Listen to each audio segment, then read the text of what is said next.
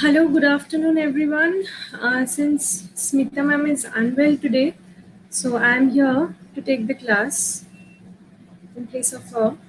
So you have to bear with me for the next period, for the last period rather. Um, okay, how many are watching? 3 people are watching right now. 4.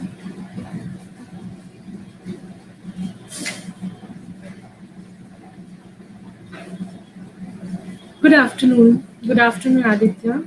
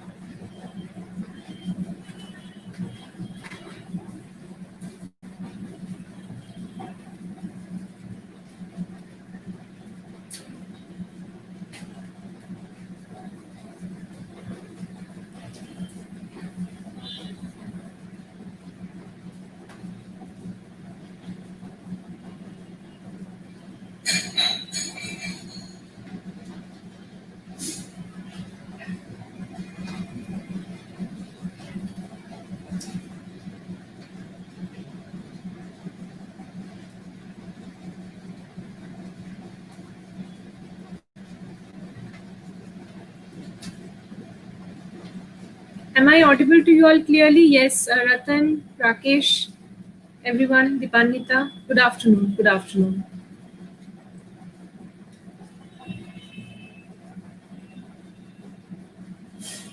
Am I audible to you all clearly?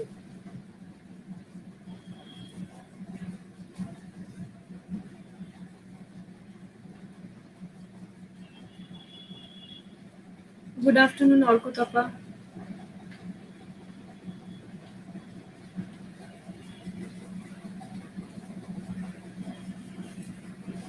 Okay.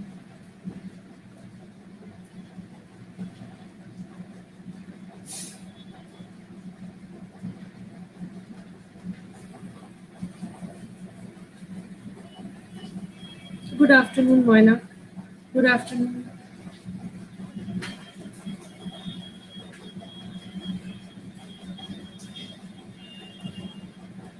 Okay.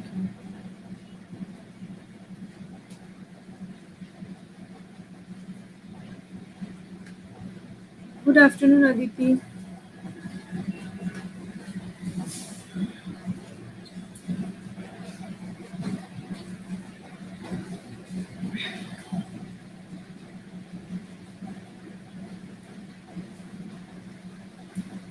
Good afternoon. Good afternoon.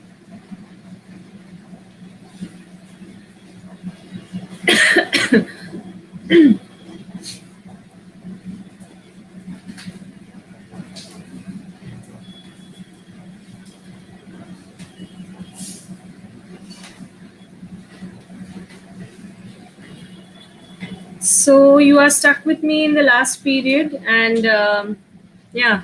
So Smita ma'am is unwell. Those of you, yeah. Good afternoon, Diposhi. Hi. Yes. So civil and CSC together. From now on, we are going to have these classes together. Yeah. Hi. Good afternoon.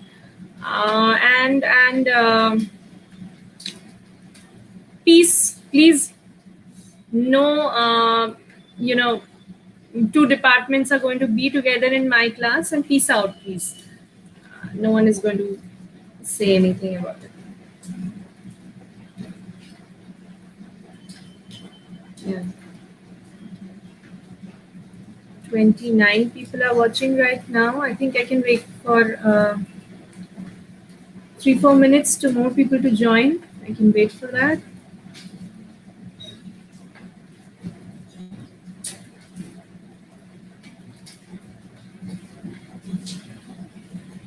So in the last class, we have started demand, and I think we have almost completed it.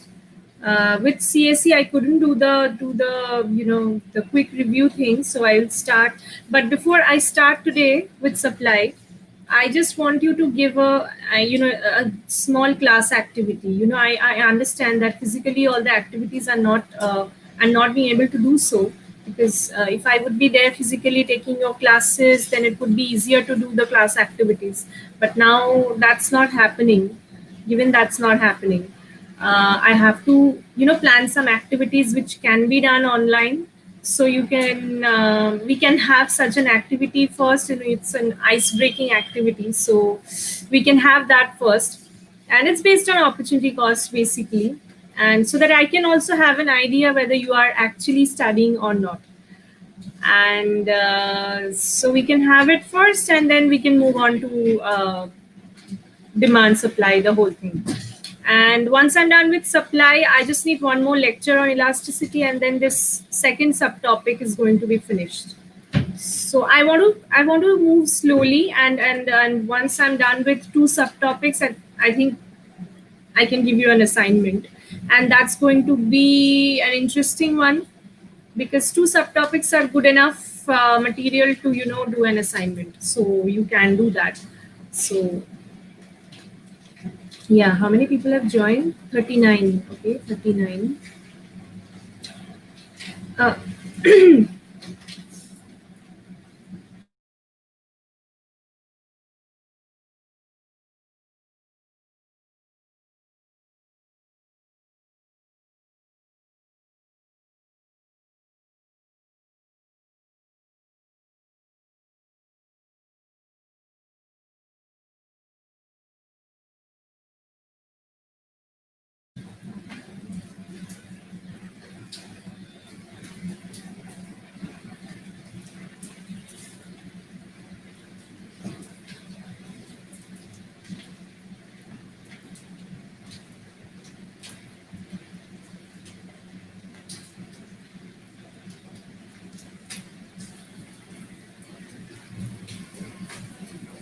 okay, 40 people have joined. Good afternoon, Ushoshi. Very good afternoon. Okay, I think I should start. Hi, good afternoon, Shivam. I'm sharing my screen with you all. Please let me know if you can see it. Good afternoon, Sandeep.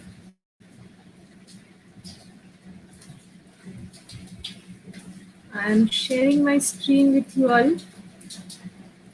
I think it's great.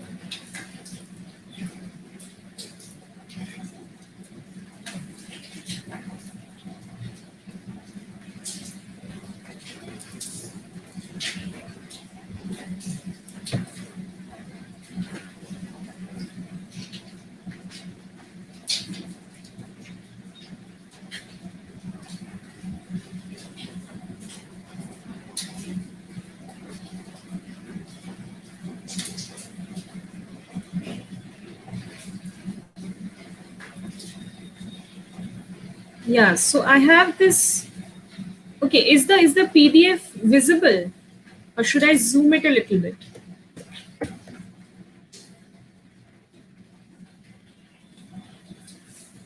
Is the PDF visible? Let me know in the comment section, please. Yeah, hi, good afternoon. Let me know in the comment section if the PDF is visible. Okay. If you are unable to read it, then please let me know. Okay, so this is an activity. Basically, it deals with the opportunity cost.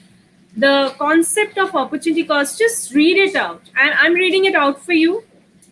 You also read it out with me. Okay. A small town has one hospital. Remember, one hospital. And in this hospital, there is just one radiology machine. Okay. This is used to treat patients diagnosed with leukemia, and without this treatment, the patient would quickly die. Typically, treatment lasts 1 year. Please remember the key points, okay? After which, The majority will no longer require treatment and be able to return to work. The one radiology machine can run for 30 hours per week, and under the current budget cycle, there are insufficient funds to purchase another. As the manager of the hospital, you must decide who gets the treatment and who misses it out. The treatment is successful in 99% of the cases. Now, you have seen the issue. What is it? It's a small town where there is one hospital, and in this hospital, there is just one radiology machine. And if the patients who have leukemia, if they get treated through this radiology machine and get treated for 1 year, they can recover, and the recovery rate is very high. It is successful in 99% of the cases. Now, the thing is, you are a manager of the hospital. So you are what? You are a decision maker. You are an economic decision maker here. So you are a manager of the hospital, and you have a list of patients with you. Okay, a list of patients with you. Now hospital doesn't have sufficient fund to purchase a new radiology machine. Okay, now given the list of the patients and depending on their risks, you have to decide who's going to get treated first. Now let us see the list of the patients, shall we? Patient A. Patient A is what? A 6-year-old child, has 3 brothers and sisters, requires treatment 3 hours per week. Number 1. Patient B. 32 years old female university lecturer, married with no children, 4 hours per week, treatment needed. Patient C. 6-year-old child who needs 10 hours per week. Patient D. A 3-year-old child with a more aggressive strain of the cancer. She currently needs 4 hours per week but may require treatment for an indefinite period due to the severity of her condition. Patient E. 8-year-old child, no brothers and sisters, 5 hours per week. Patient F. 30-year-old female entrepreneur, 2 young children, 6 hours per week. Patient G. 30-year-old male engineer with 2 young children, 5 hours per week. Patient H. 76-year-old female, 2 hours per week. Patient I. A 50-year-old man who needs 5 hours per week. He is married with grown-up children and currently working. Patient J. 45-year-old man with no children, working in a local restaurant, requires just 2 hours per week for just 6 months. Patient K. A very wealthy 66-year-old man who requires 10 hours per week but has agreed to purchase the hospital a second radiology machine if he is still alive in 1 year's time. Now you tell me in the comment section, let me know. Please zoom. Okay, I'm zooming it out a little bit. Okay.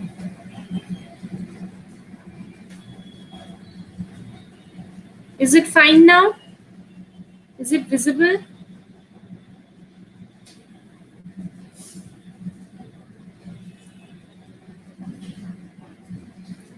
Visible, okay.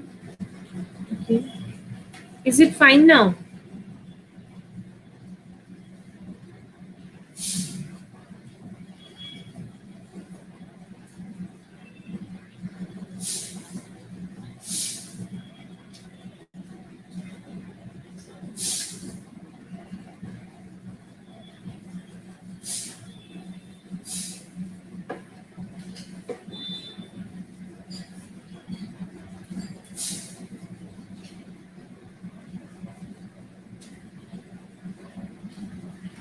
Yes, ma'am, fine. Okay.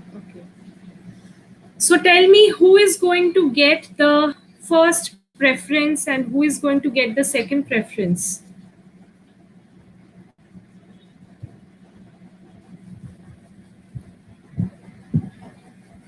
Decide how you will allocate the 30 hours in order of preference.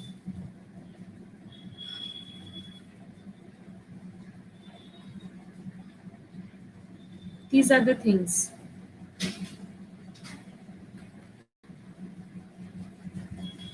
I think patient K is the first preference. Okay, you have to tell me why. Patient K is what? Last one. A very wealthy person, 66-year-old man who requires 10 hours per week, but has promised the hospital to purchase a second radiology machine if he is still alive in 1 year of time. So why do you feel it's 80-year-old child Shojit is saying? Patient ABC, someone is saying. Okay, patient ABC, let me have a look. 6-year-old child, 3 hours per week, 4 hours per week, 10 hours per week. Okay, okay. Anyone else? 8-year-old child. Okay, 8-year-old child who has the severity of the condition. Okay, okay. She needs, okay. 8-year-old child, 5 hours per week. No one is saying anything about patient D. Why? Ages less than 60 should be given preference. Okay, Abhijit is saying ages less than 60 should be given preference. Why? Can you tell me? Why it is so? Why they should be given preference and not others? Why nobody is saying something about the person who is a 3-year-old child with a more aggressive strain of the cancer? Why isn't someone saying anything about that?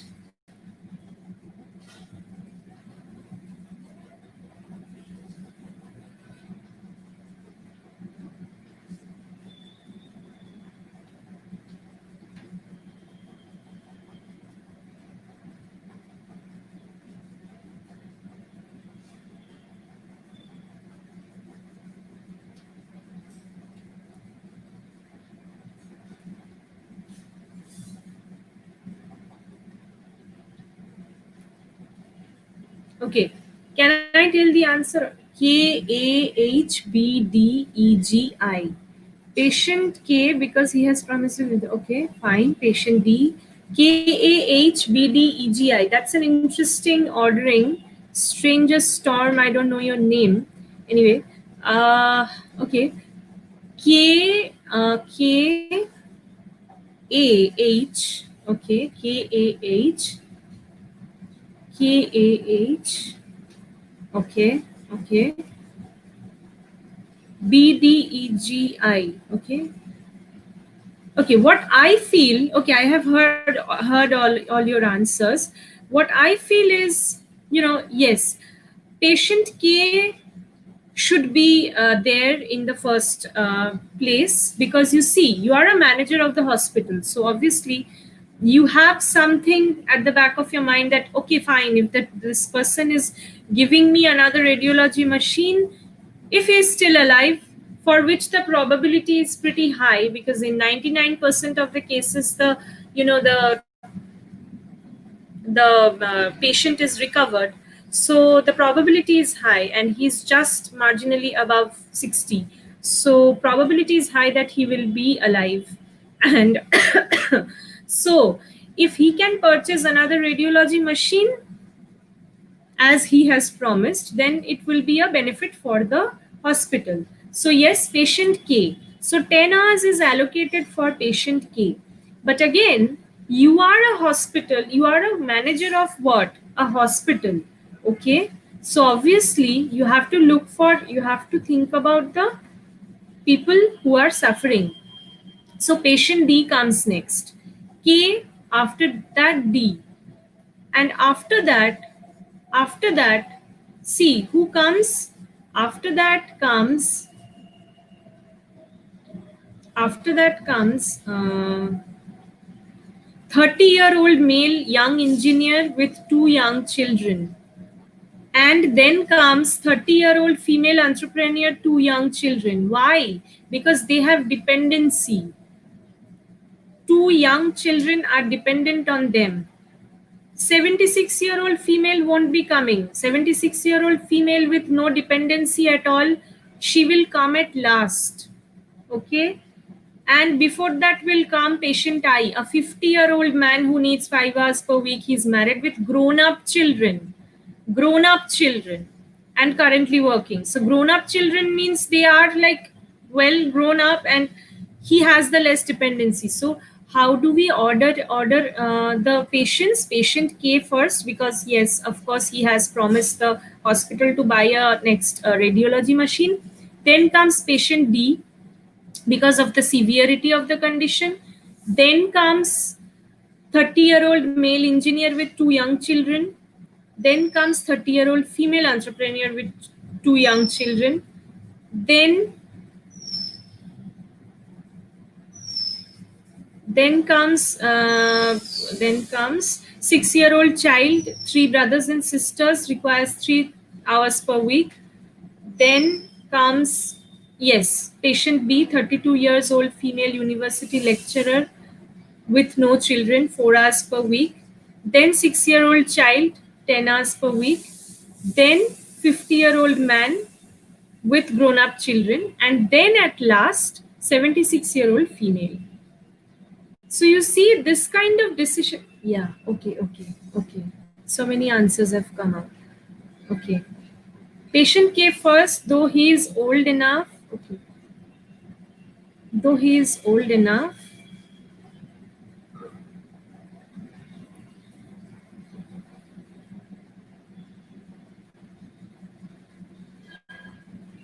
Because he will provide another radiology device, right?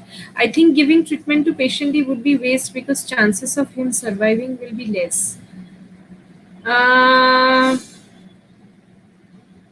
Okay, but she just needs, I think, 4 hours of treatment.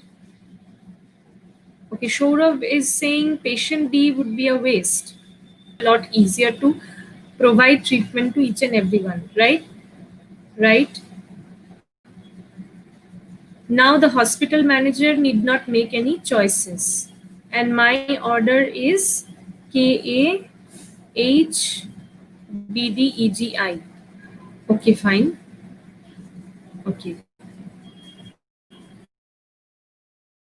Okay. So basically, the point of this activity behind this activity was to make you understand that we should detect cancer at the first. We should provide the treatment to the patients first, with the exception of K, whose treatment time is least, then gradually increasing. This can save a greater number of people. Yes, that's makes sense.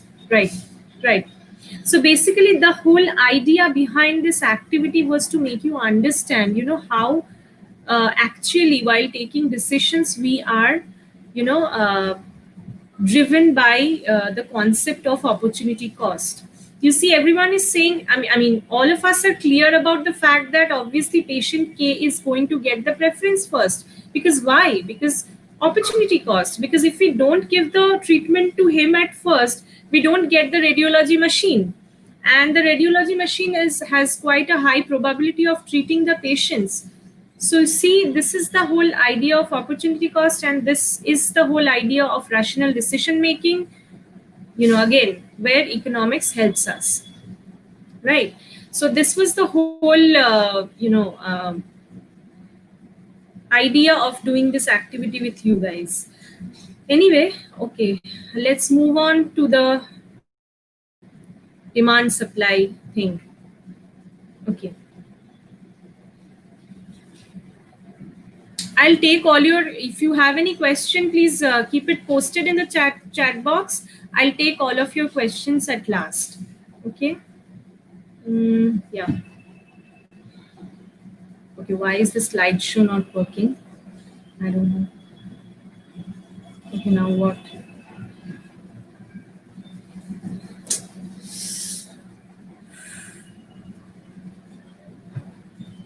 Yeah.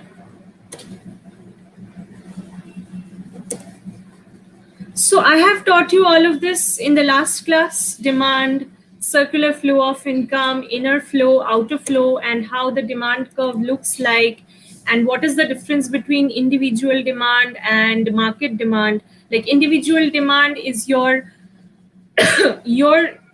demand as an individual, like one person's demand. But market demand is, suppose this class is a market. What is the strength of this class? 400, 400, 450. So total 450 people are there, and the total, if I add all of your demand, then I get the market demand.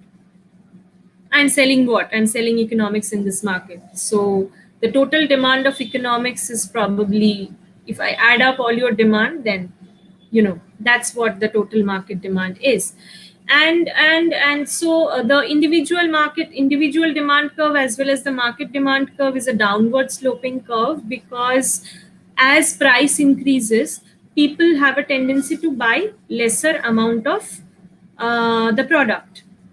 And why? Because obviously the basic idea behind this is the diminishing law of diminishing marginal utility. Because if you keep on consuming the same thing over and over again, the additional utility that you derive from each unit gets declined. Yeah. And so this gives rise to the law of demand again.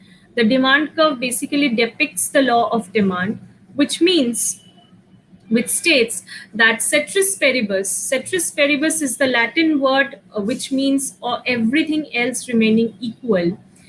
There is an inverse relationship between a goods price and the quantity demanded by the consumers. So if price increases, quantity demanded falls, and if price decreases, quantity demanded increases. So that's what. And explanation behind it is I taught you this as well, that people are rational, right? So when the price of a commodity falls, people start thinking that, okay, my real income has gone up, which means my purchasing power has gone up. So I can buy more of the same commodity. So this is basic psychology, this is basic consumer psychology. So when the price of a commodity declines, you start thinking that, okay, fine, now I am relatively richer, so I can buy more of the same commodity, more units of the same commodity. This is called income effect. And the substitution effect means that when the price of a good decreases, consumers would obviously switch from the relatively expensive substitute to the relatively less expensive substitute. For example, I was giving the example of,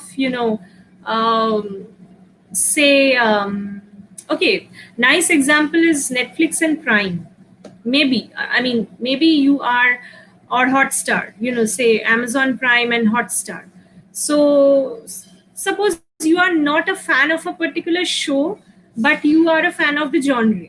So basically what happens when if Hotstar increases the subscription extensively, obviously you would start thinking that, okay, I can get thrillers on Amazon Prime also.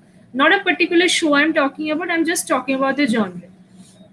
So I can get the same type of shows on Amazon Prime also. So why not giving 129 per month and get all the Prime benefits in Amazon Prime? Why go for Hotstar? So this is called what? Substitution effect. You want to substitute Hotstar with Amazon Prime because its price is now comparatively lower. So basically, these two effect works at the back of our mind, and that gives rise to the law of demand. Okay, that when price of a commodity goes up, consumers buy lesser unit of the same commodity, and when the price of the commodity goes down, consumers buy more of the same commodity, more units of the same commodity. Okay, and this is called law of demand. And income effect and substitution effect are the working force behind it, and this gives rise to a downward sloping demand curve. And the most important thing in this regard is that ceteris paribus, which means all other things remaining constant. Your income is not changing, your taste and preference is not changing, everything is remaining the same. only the price is changing. If that happens, then what happens is known as the law of demand. Now I have also taught you the difference between the graph A and graph B. Graph A is basically where the price is changing and we are moving from one point to another on the same demand curve. But on panel B, apart from price, if the non-price determinants are changing, then basically the demand curve shifts outward or downward, price remaining the same. That's called change in demand, the later one. The previous one is called the change in quantity demanded. The non-price determinants, as I have discussed in the last class also, that your taste and preference, other related goods prices like substitutes and complementary goods, expectation about future price. If you expect that in future the prices are going to decrease, then what you are going to do? You are going to reduce your present consumption, right? And you are going to buy the commodities in the future only. Income, if income increases, then of course your total demand is going to increase. Your demand curve is going to shift outward, right? Size of the market, if more and more consumers are coming to a particular market, then what happens? There will be increase in the total number of consumers and there will be an increase in the total market demand. And also I have given you the example of special circumstances, and I have told you that when I was working for the people who were the Amphan victim, that at that time natural disaster, because of the natural disaster, because of the super cyclone, we have faced a huge shortage of tarpaulin, masks and other essential items. So why did we face it? Because it was special circumstance that was hugely in demand, so we faced a shortage. So yeah, so today I'm going to start supply. So now all markets include buyers and sellers. So basically buyers do what? Buyers are from the demand side, buyers form the demand side of the product, and sellers form the supply side of the product. So there are two sides of one market, the demand side, the supply side. Now the question is, what is supply? What is supply? So it's very simple, that at one particular price, what was demand? What was the definition of demand? Let me see if anyone has any question or not.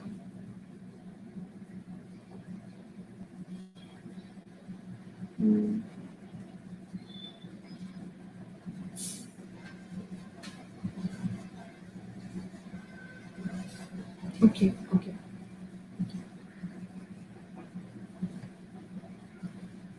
So what was demand? Demand was the ability and willingness to purchase a commodity at a given price. Similarly, supply is the same. Supply is the ability and willingness of a producer to sell the good at a particular price. That is supply.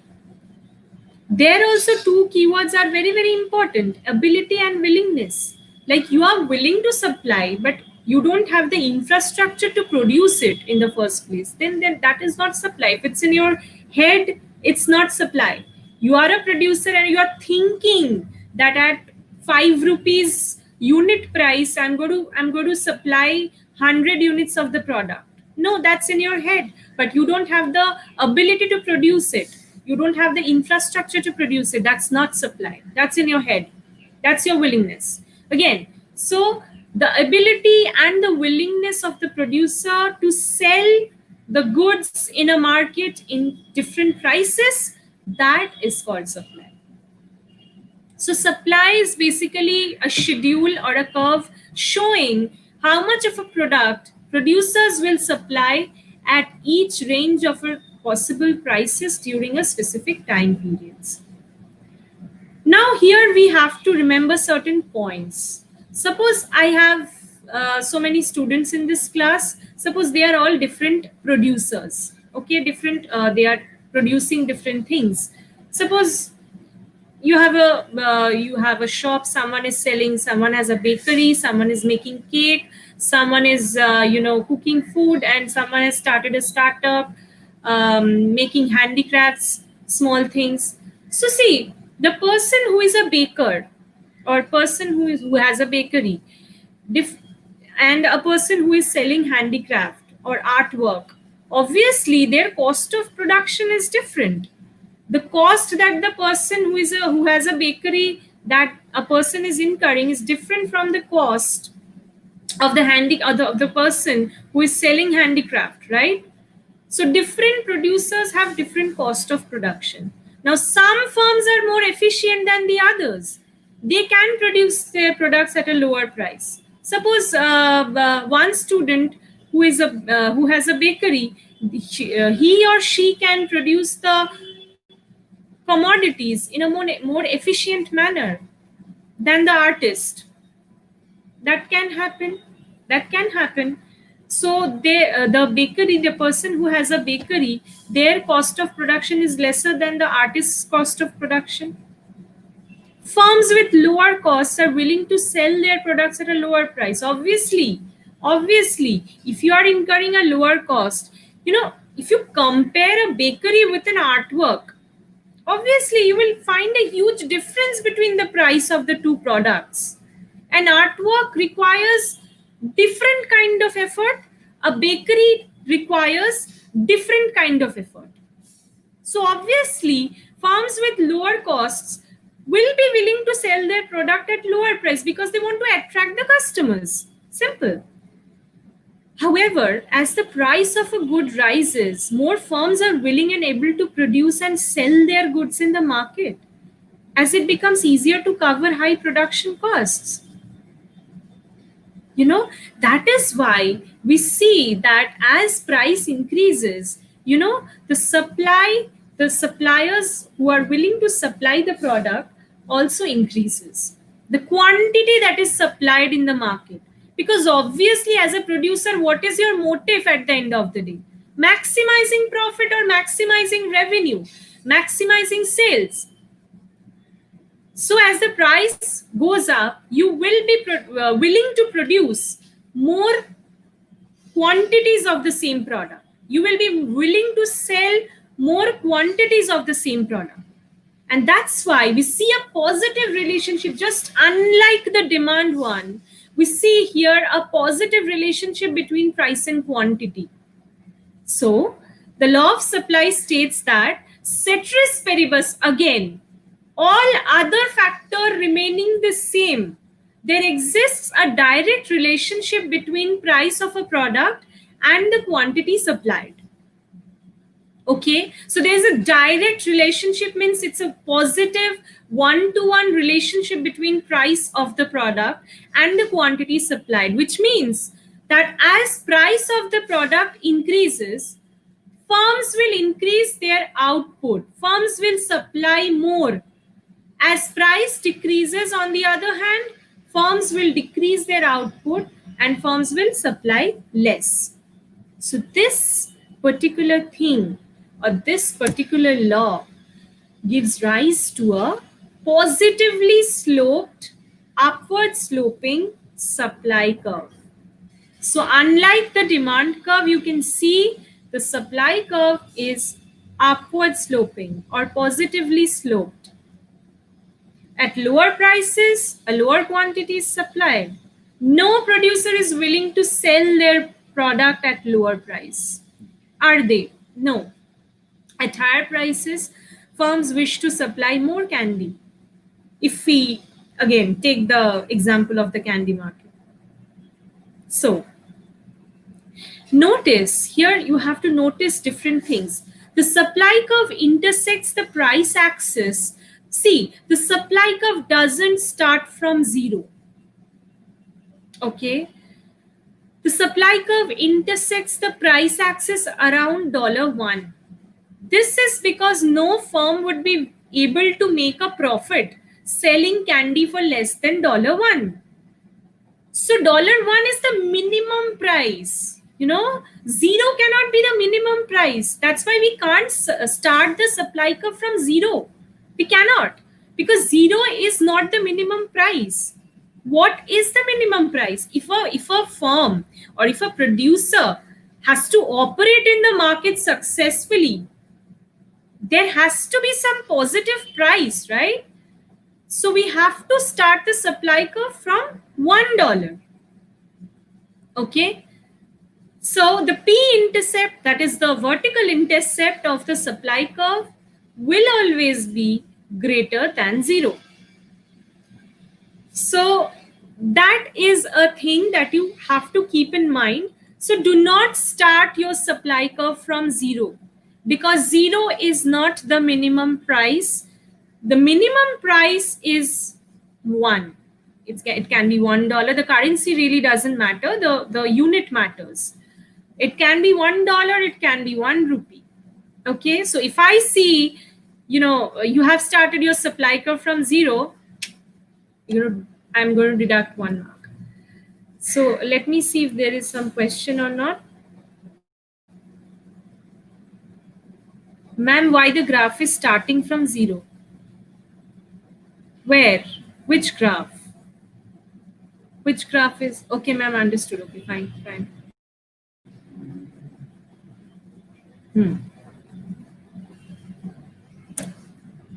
So the non-price determinant, now we have understood the law of supply, right? So now the non-price determinants of supply. So what the law of supply told us is ceteris paribus, all other things remaining constant other than the price. If price increases, then producers will supply more, and if price decreases, then producers will supply less. So that's the main reason behind a positively sloped supply curve. Okay, so now this ceteris paribus means all other things remaining constant. Now, what are these other things? What are the non-price determinants of supply? Just like for the demand, we have seen like test and preference, number of consumers, size of the market, prices of other products, substitutes, complements, and so on and so forth. So what are the non-price determinants of supply? Let's see. Supply shifters, they are called. Number 1 is subsidies and taxes. What are subsidies? In for cooking gas, we get subsidies. Okay, how much are we paying right now for cooking gas? Does anyone have any idea?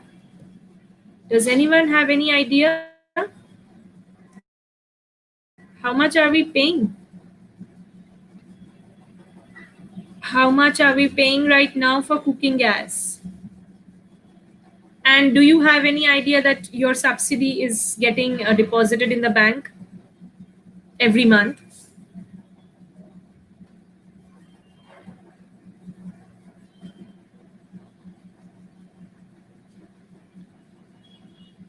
So basically we get a subsidy, okay, on cooking gas. So, and that every month that gets deposited in our bank account. So yeah, that is a determinant of supply. How? Because government is giving this subsidy to us. Basically, this government subsidy is what? Government gives an amount of money to the producers so that they increase their supply. Suppose I'm a producer and government is giving me money. Suppose I'm, for example, I'm producing, masks. Suppose I'm right now, I'm a sanitizer maker, I'm a mask producer. So right now, those things are very important. Like those things are necessary items right now, essential items. So government is telling me, okay, you produce masks and sanitizers, I'll give you the subsidy. I'll pay you, for producing more masks and more sanitizers. So I will increase my supply. Of course, I will increase my supply. Why won't I? Because I'm getting a money from the government for producing those things which are now essential, and government gives subsidies to those things which are essential for the people. Okay, right? So if government is paying me and saying me that, okay, you produce more and more those things and I will pay you an amount, as subsidy, so obviously I will produce it. I will produce more. So as subsidies are going to increase, supply is also going to increase. Now taxes. Suppose on the contrary, I am a producer and government is imposing a high GST on my product.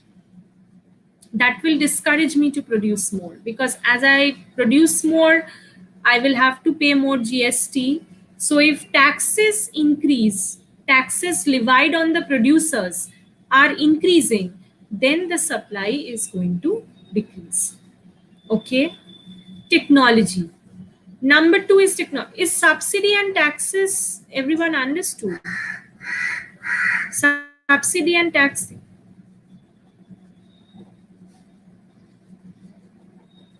What is it? Ma'am, is it compulsory that the supply should be from one only in the graph?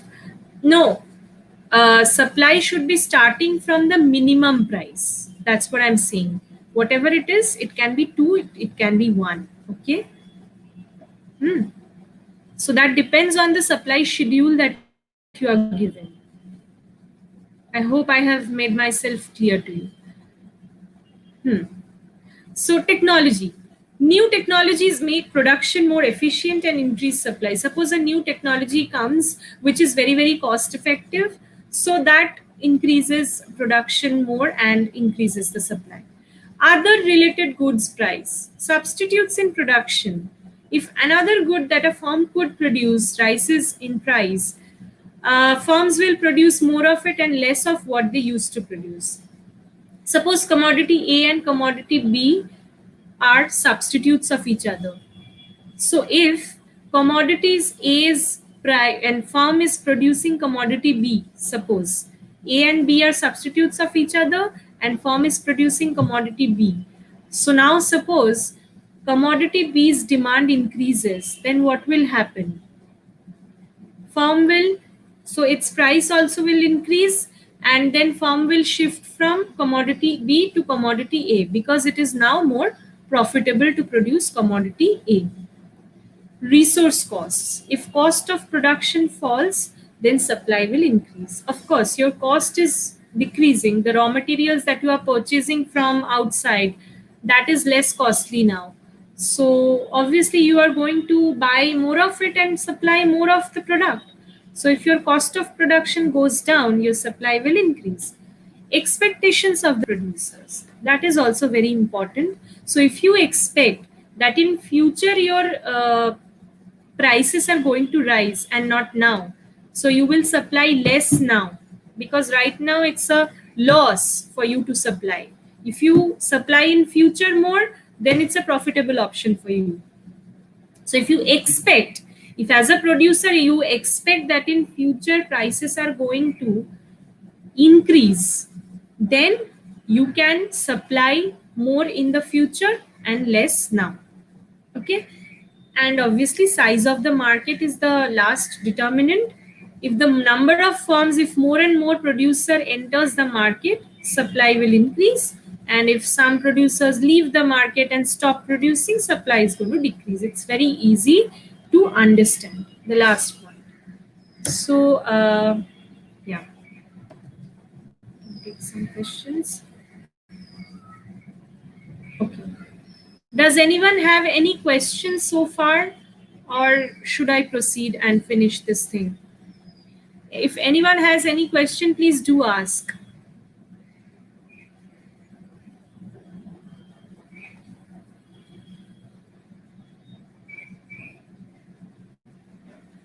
Is this understood, or should I need to repeat myself again?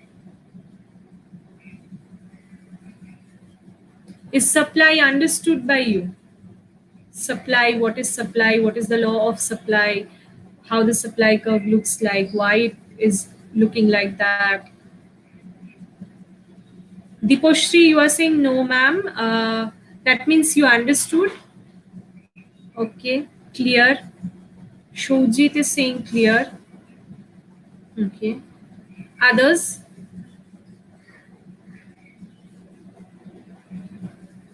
Okay, I guess I can proceed then. Very little portion is left. It's just the I think 2-3 slides. Yeah, yeah, yeah. So it's basically same thing. It's basically the same thing as changes in quantity supplied and changes in supply. The first portion, the upper panel of the graph, is showing the changes in quantity supplied, where we are moving. Here also you can see the supply curve is not starting from the origin. It's not starting from zero, okay? So basically, what is happening in panel A is basically the price is changing. Price is either increasing or decreasing, and we are moving from one point to another on the same supply curve. So that's called change in quantity supplied, because the quantity of supply is changing on the horizontal axis. First it's Q, then it's Q1 for P1, and then it's Q2 for Q2. Sorry, P2. Okay, in the lower panel, that is in panel B, what is happening? Price is not changing. As you can see, the two arrows are on the same line. So price is not changing, price is unchanged, and what is changing is the non-price determinants. It can be either producer's expectation, it can be taxes, it can be subsidy. Suppose government is providing subsidy, so then what will happen? Supply curve will shift rightward, so producers will be supplying more. So the price remaining the same, producers will be supplying more. So from S to S1, okay? And if taxes are increased, so producers will be discouraged to produce more.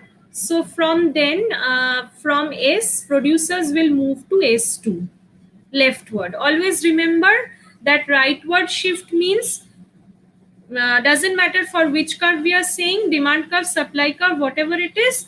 Rightward shift means it's an increase, and downward shift or leftward shift means it's a decrease.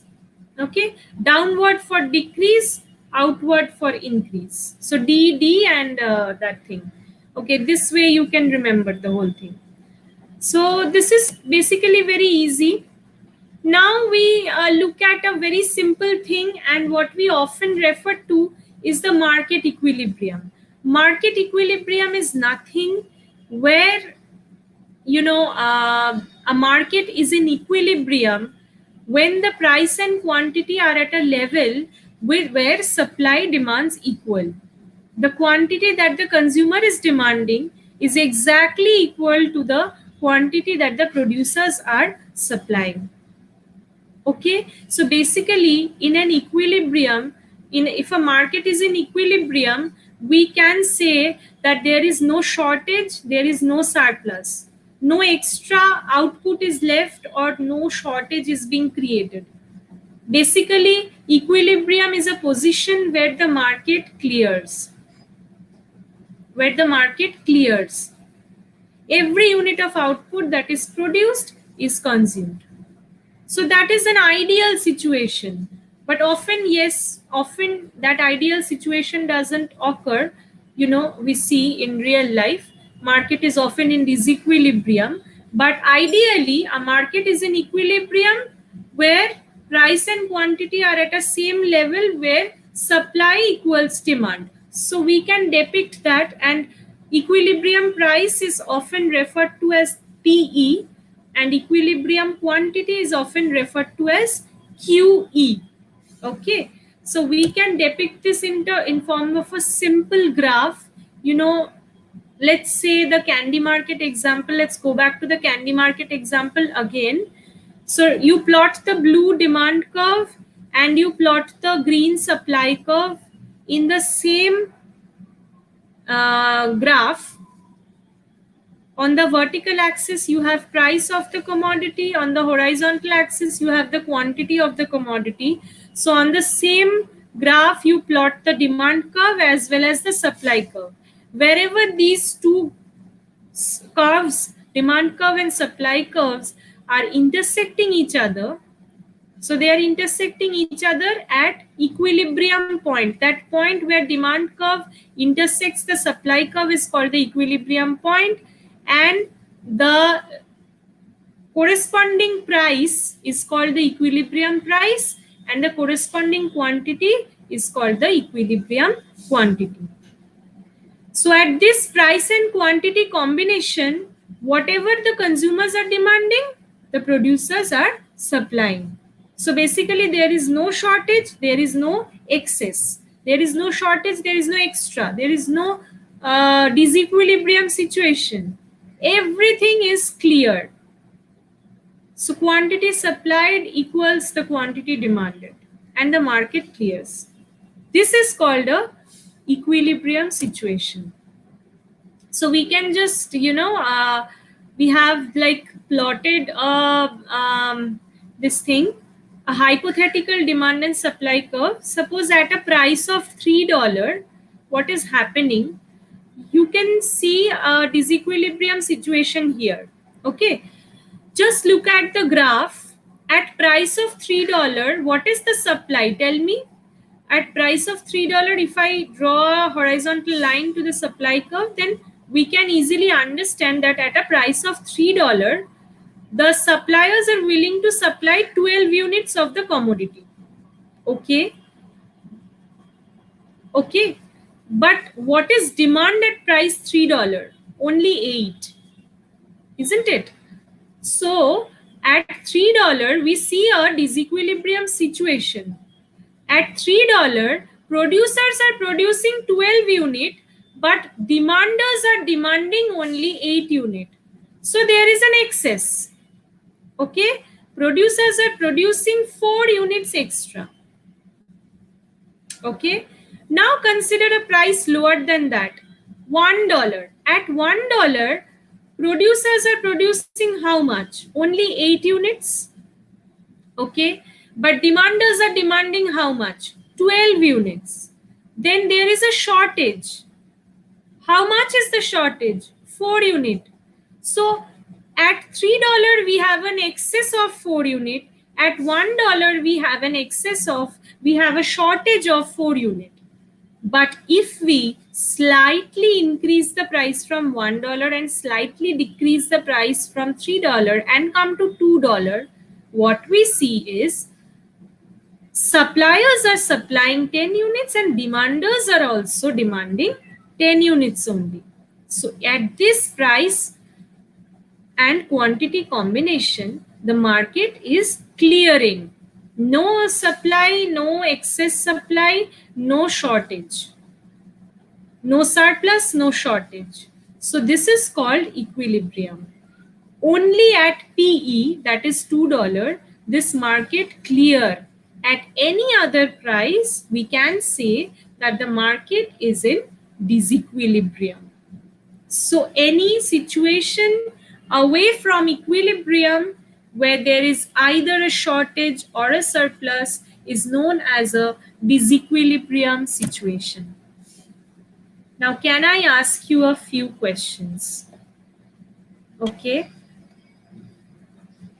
Well, so look at question number 2. The effect on the market for bicycles of a decrease in the price of motor scooters. The price of motor scooters have gone down. Is this going to impact the market for bicycle? Yes or no, and give justification. The price of motors, the topics are clear. Okay. The price of motor scooter is going down. So is this going to affect the market of the bicycle? Yes or no?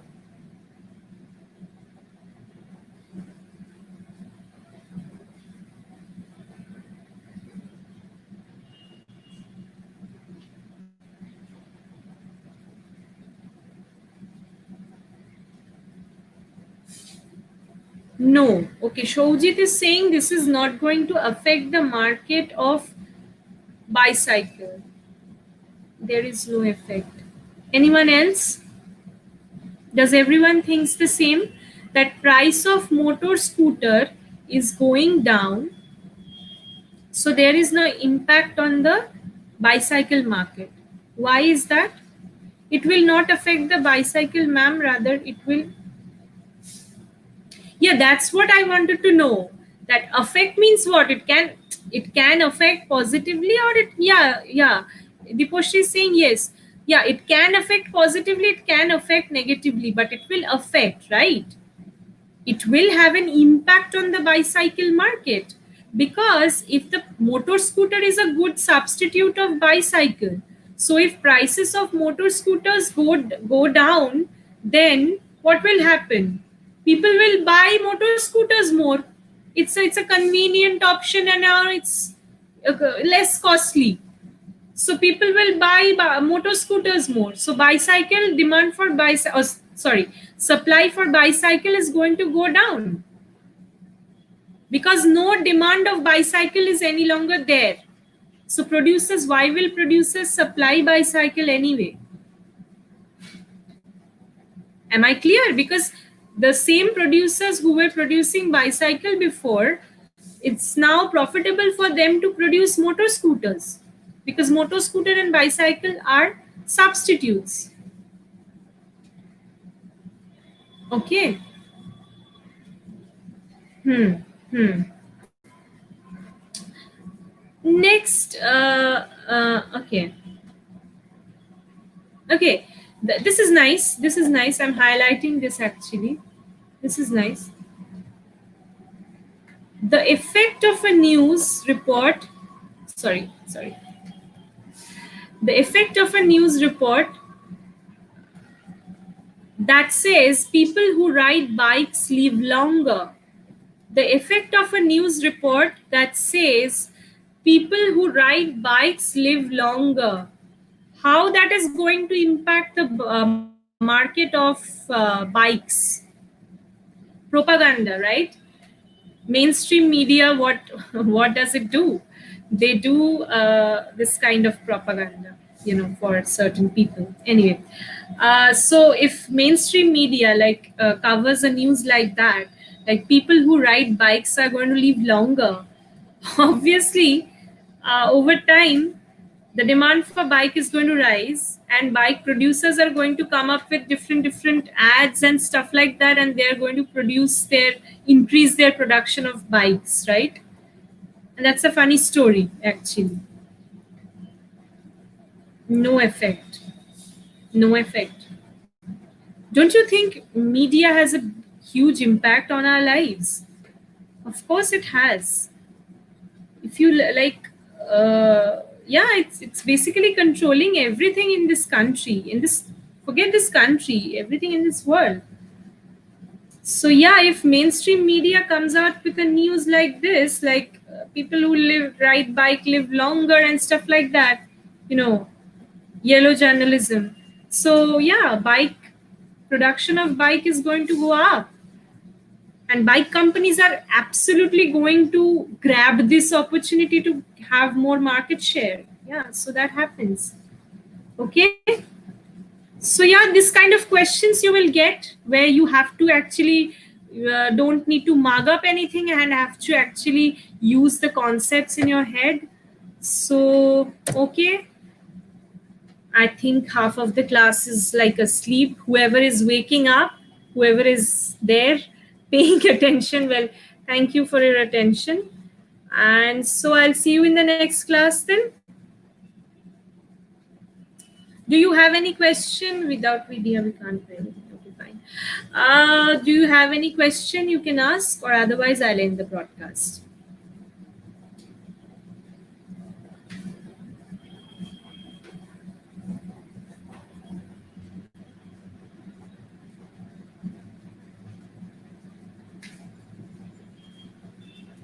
Thank you.